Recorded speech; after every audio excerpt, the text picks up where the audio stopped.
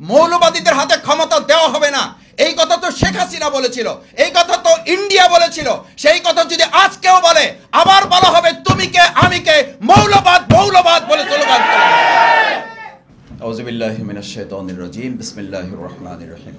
বাংলাদেশ জামাত ইসলামী ঢাকা মহানগরী উদ্যোগে আয়োজিত আজকের মহান স্বাধীনতা ও জাতীয় দিবসের এই আলোচনা সভার সম্মানিত সভাপতি অ্যাডভোকেট ডক্টর হেলাল উদ্দিন, প্রধান অতিথি সংগ্রামী সেক্রেটারি জেনারেল মুসলিম জননেতা সাবেক এমপি অধ্যাপক মিয়া গোলাম পরওয়ার, আমাদের শ্রদ্ধাভাজন অন্যতম বিশেষ অতিথি বাংলাদেশ জামাত ইসলামীর অবিভক্ত ঢাকা মহানগরীর সাবেক আমির, আমাদের অভিভাবক কেন্দ্রীয় সহকারী সেক্রেটারি জেনারেল বিশিষ্ট আলেম দ্বীন, নির্বাহী পরিষদ সদস্য জননেতা জনাব মাওলানা রফিকুল ইসলাম খান, উপস্থিত কেন্দ্রীয় সহকারী সেক্রেটারি জেনারেল অবিভক্ত ঢাকা মহানগরীর সাবেক নায়েবে আমির, আমাদের শ্রদ্ধাভাজন নেতা বিশিষ্ট আলেম দ্বীন, কেন্দ্রীয় নির্বাহী পরিষদ সদস্য জননেতা জনাব মাওলানা আব্দুল হালিম, উপস্থিত আমাদের সম্মানিত অন্যান্য নেতৃবৃন্দ, ভাই বন্ধুগণ, সাংবাদিকবৃন্দ, আমাদের সামনে উপস্থিত সম্মানিত রোজাদার ভাইয়েরা, আমাদের সাংবাদিক বোনেরা, আসসালামু আলাইকুম ওয়া রাহমাতুল্লাহি ওয়া বারাকাতুহু।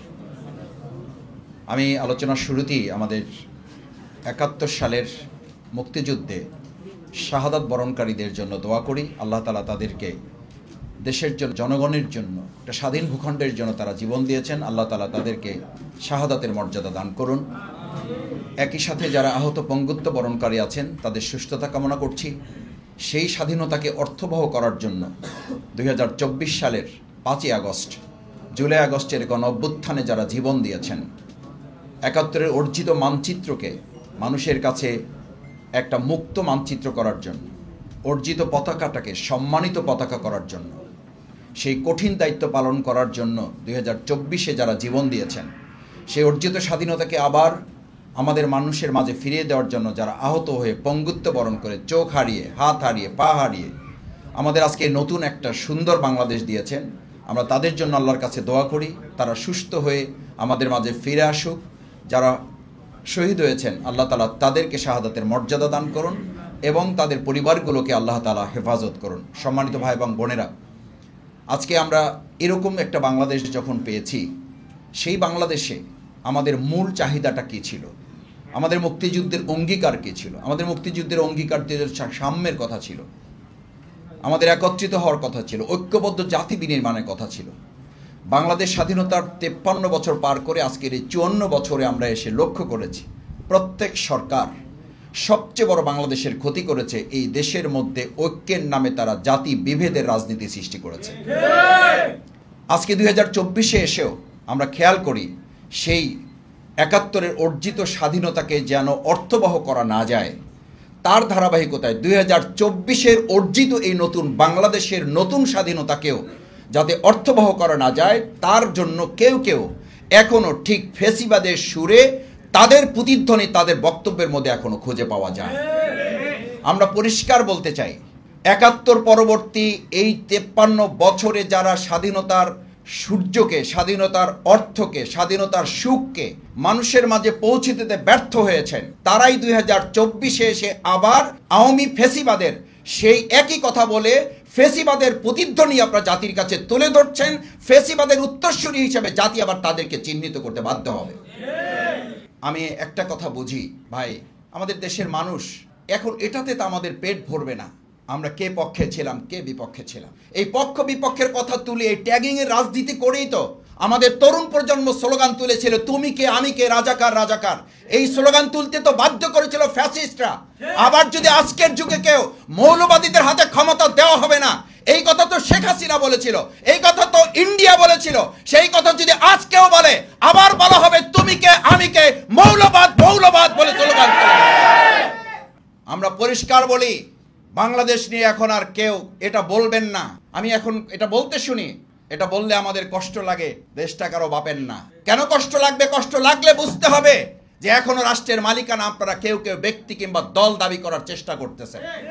আমাদের ২৪-এর ছাত্র জনতা দেশটা কারো বাপের নাই স্লোগান এখনো দেয়ালে দেয়ালে লাল কালিতে দেখা যায়। যদি সাহস থাকে তাহলে সেগুলো মুছে ফেলুন, না হলে এর বিরুদ্ধে কথা বলার নৈতিক শক্তি আমাকে আপনাকে কে দিয়েছে? আমি আজকে কথা এই জন্য বলছি ভাইয়েরা, ২০২৪-এর জুলাই আগস্টের গণ অভ্যুত্থান পরবর্তী আমরা সেই ৭১-এর পরেও দেখেছি আমাদের মুক্তিযোদ্ধা তাদের সন্তান তাদের মেয়েকে লাঞ্ছিত করা হয়েছিল, তাদের বাড়িঘর দখল করা হয়েছিল। ঠিক একইভাবে ২৪-এর এই জুলাই আগস্টের গণঅভ্যুত্থানের পর এখন হান্নান মাসুদকে কেন আক্রান্ত করা হবে? কেন আমাদের শহীদ পরিবারের সন্তান তার মেয়েকে পটুয়াখালী কবর জিয়ারত করার মতো একটা স্পর্শকাতর জায়গায় কেন আমাদের মেয়েকে লাঞ্ছিত করে তার ইজ্জতহানি করা হবে? কে করেছে, কারা করেছে, চিহ্নিত করে তাদের গ্রেফতারের ব্যবস্থা করতে হবে। এগুলো ৭১-এর সেই পরবর্তী চেতনা, দৃষ্টিভঙ্গি, একই পরিকল্পনার একই ছকে যারা হাঁটছেন। মানুষ এখন কথা বলতে শুরু করেছে, যেই লাউ সেই কদু। মানুষ এখন কথা বলতে শুরু করেছে ৭১ সাল পরবর্তী বাংলাদেশের অর্থবহ স্বাধীনতা দেওয়ার পরিবর্তে স্বাধীনতাটাকে ব্যক্তি, দল এবং পরিবারের কুক্ষিগত একটা সম্পত্তিতে আপনারা কেউ কেউ পরিণত করার চেষ্টা করেছিলেন। আজও আমরা লক্ষ্য করছি, শ্রমিক সংগঠনের একজনের বক্তৃতা শুনে তো আমি অবাক হয়েছি। আমি রাস্তারও নিরাপদ চাই, আমি সাদাবাজির নিরাপত্তা চাই। কি অদ্ভুত কথা! আমরা তো এই কথাও শুনতে পাই ৭১ পরবর্তী ওই দলটি যা করেছিল এটাই তো করেছিল যে আমাদের বিরুদ্ধে দেশ আমাদের, এটা আমরা স্বাধীন করেছি, আমরা যা বলবো তাই হবে। বিগত ১৫ বছর আমরা তাই শুনেছি। ২০২৪ পরবর্তী আমরা একই কথা শুনতে পাচ্ছি, আমার নেতাদেরকে গ্রেপ্তার করা হলে আমার অনুমতি ছাড়া থানা ঘেরাও করা হবে। আমার অনুমতি ছাড়া আমার নেতাকে গ্রেপ্তার করা হলে থানা ঘেরাও যদি হয়, তাহলে সেই দেশে সেই রাজনৈতিক কালচারে একটা অংশগ্রহণমূলক সুষ্ঠু অবাধ নির্বাচন আপনি কি করে আশা করেন? রাষ্ট্রীয় সংস্কার তো পড়ে, আমরা তো রাজনৈতিকভাবে এই সমস্ত দলগুলোর মধ্যে নিজেদের কর্মীদের সংস্কারের ছিটাফোঁটাও এখনো লক্ষ্য করি নাই। বরং সেই চাঁদাবাজি রাজনীতি, সেই দখলদারিত্বের রাজনীতি, সেই থানা ঘেরাওয়ের রাজনীতি, সেই পুলিশ পেটানোর রাজনীতি, সেই আমাদের প্রতিষ্ঠানগুলোকে বিতর্কিত করার রাজনীতি, একের পর এক আমরা কেউ কেউ কোথাও কোথাও চালিয়ে যাচ্ছি।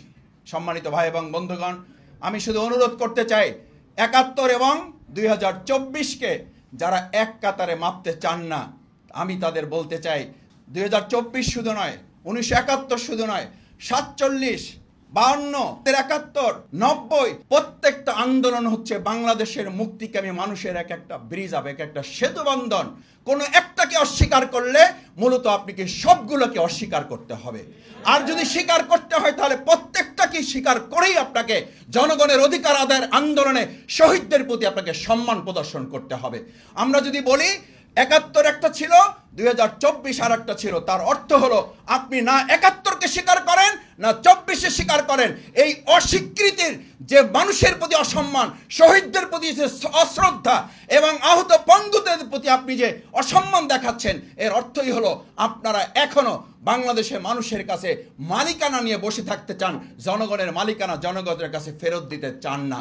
আমরা চাই ২০২৫ সালের এই ৫৪তম আমাদের স্বাধীনতা জাতীয় দিবসে আমরা জনগণের মালিকানা জনগণের কাছে ফেরত দিয়ে, বাংলাদেশ জামাত ইসলামী সংগ্রামী আমিরের জামাত ডাক্তার শফিকুর রহমান বারবার বলছেন, দেশের জনগণ হবে দেশের মালিক।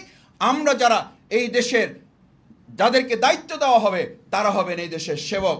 বাংলাদেশ জামাত ইসলামী এই বছরে আমরা এই স্বাধীনতা ও জাতীয় দিবসে অঙ্গীকার করতে চাই, আমরা শাসক শ্রেণীকে নিতে চাই সেবক শ্রেণীতে, আমাদের সম্মানিত সাধারণ জনগণকে নিতে চাই এদেশের মালিকানার রাজনীতিতে।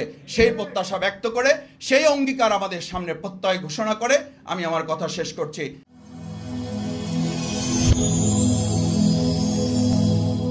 Rose TV 24.